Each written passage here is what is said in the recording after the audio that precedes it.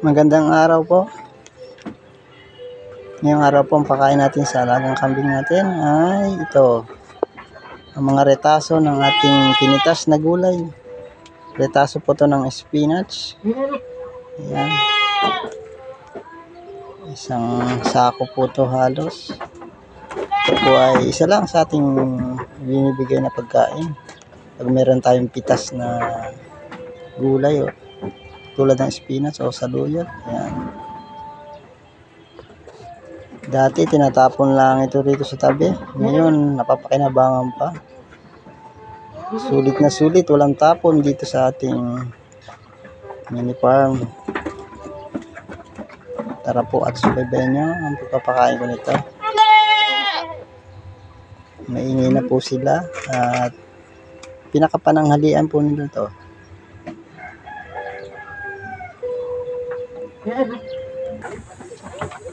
Yan po, nilalagay ko lang po yan sa mga tray para hindi matapon at kumalat. Yung iba naman sa planggana kasi mga maliliit na parte to. Yan, nilalagay ko muna bago ko ilagay sa loob kasi magkakagulo na naman sila. Yan po ang itsura nila pag nabigyan na. Kailangan marami tayong tray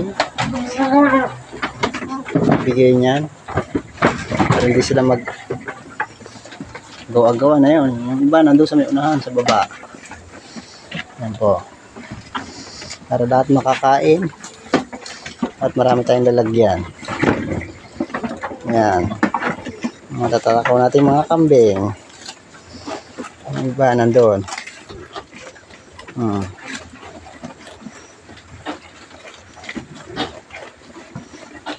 Kailangan marami tayong lagayan ng pakain para lahat ay makakain.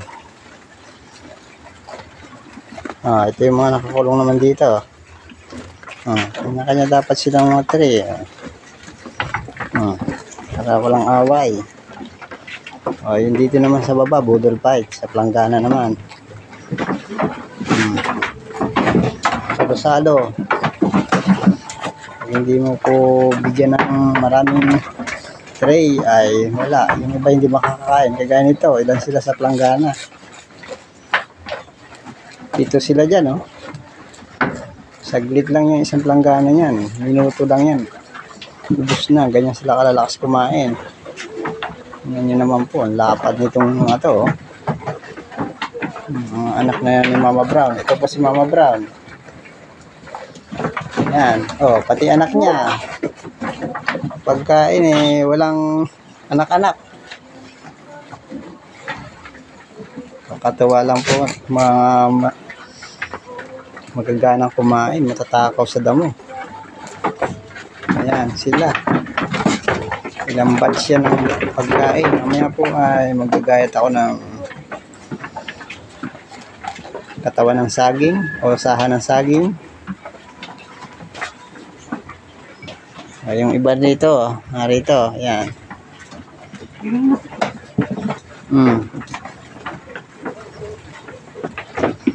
Kanina lang po ay binisita tayo ng buyer.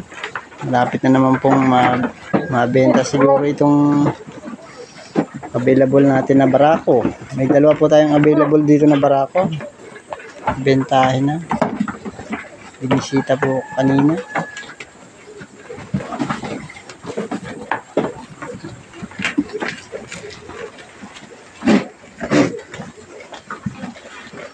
Magandaan lang po pagka malalaki na ang anak ng ating kambing ay may bentahin na tayo.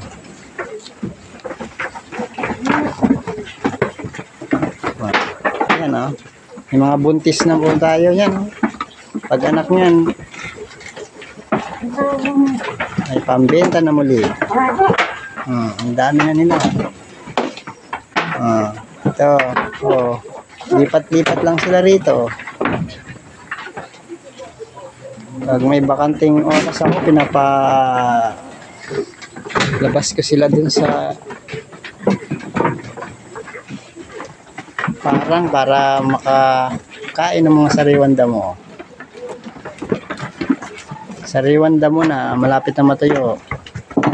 Buti na lang umulan kahapon at nabasa ang ating pinapastulan nito sa labas.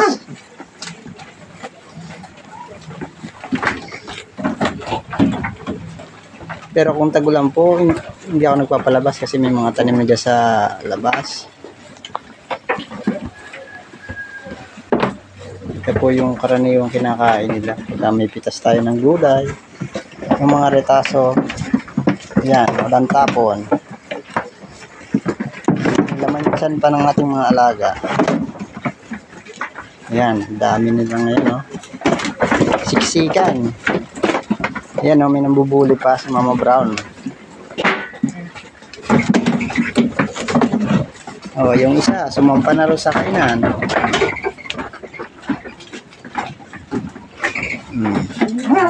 Oh, ang sungit ni Tisoy. Ayan ang nasasaluhan. Oh, samantalang doon yung mag-ama, oh. Naiwan na lang, oh, konti na lang kasi. Yung karamihan nandito sa kabila. Budol fight na. Sa isang tray.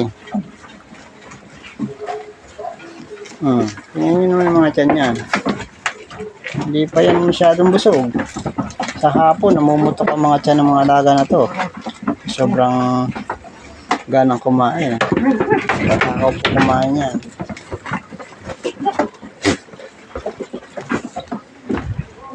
Ito po yung isang barako natin na pang out. Soon, ibenta na po talaga.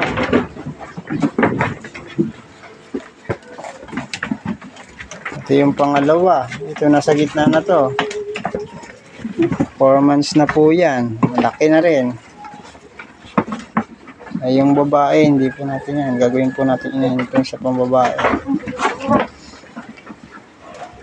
Mga breeder natin yan. Galing kay Mama Brown ang magagandang breeder natin, malalaki. Malalaking inahin.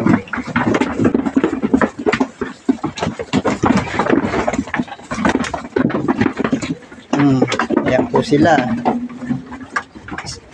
Ito pong karaniwang ginagawa nila pag may pagkain, talagang kagulo. Hindi titigil yan hanggat ubos. Maya naman po ay gagayat ko sila ng katawan ng saging.